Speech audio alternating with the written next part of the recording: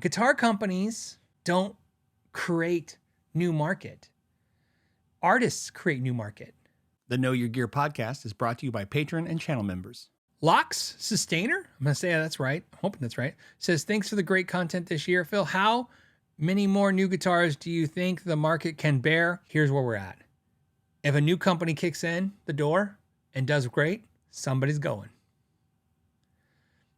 I believe that. So if you said, hey, Phil, how many new guitar companies, let's say for argument's sake, there was 1,000 guitar companies on the planet Earth. And you say, Phil, how many more than 1,000 will be in 2025? I'm saying none.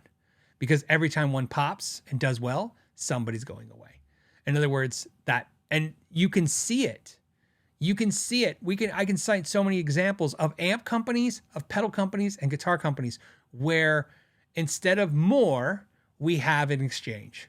Somebody comes in and then somebody kind of fades out, and it's taking market.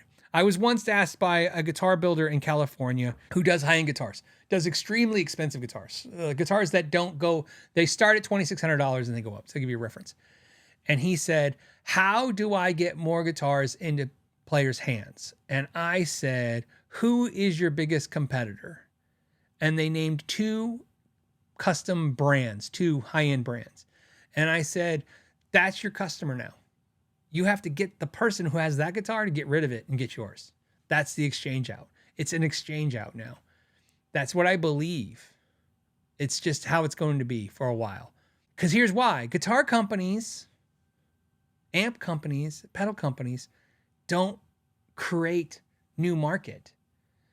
Artists create new market. That's how all the gear we have now is here now.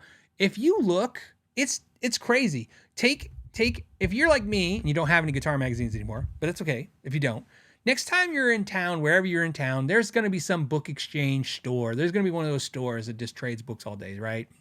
Now it's like books and gym equipment or whatever. Go to the magazine section, the used magazine section, pull up Guitar World magazines or whatever, Guitar for the Practicing Musician, all those from the 70s, the 80s, and 90s. Go through them. Just leaf through them real quick. Look at the ads. Dude, no joke. 90% of the stuff in those ads, that's what people still want now. That's it.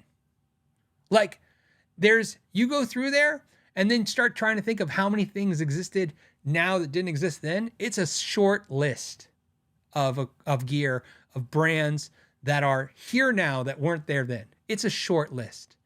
And if there is a brand, for every brand you mention, I'm going to tell you what brand's now gone. Because there's so many brands that are gone now. You need Slash, you need Jimi Hendrix, you need Clapton, you need Van Halen, you need, Pat Metheny, you need, right? You need whoever, you need somebody. That's how you get inspired. Sure, you'll cycle gear. You'll watch a YouTuber for a minute, or you're flipping and you see an ad on Reverb or something, and that sparks or some guy says this is the worst pedal ever, and then next thing you know, you're buying it that night online. That will happen, but not at the scale of what a amazing artist can do. That an artist can really move the needle. And until we get whoever that is,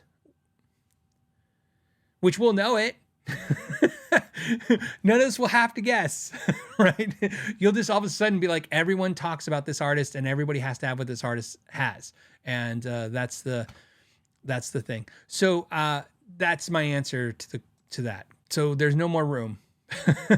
So now it's cannibalism. They got to, survival of the fittest. The brands have to take each other's market share. So if you like this clip and you'd like to watch another one, you can click right here. And if you want to see the entire episode of the podcast, you can click right there. As always, thank you for your time and know your gear.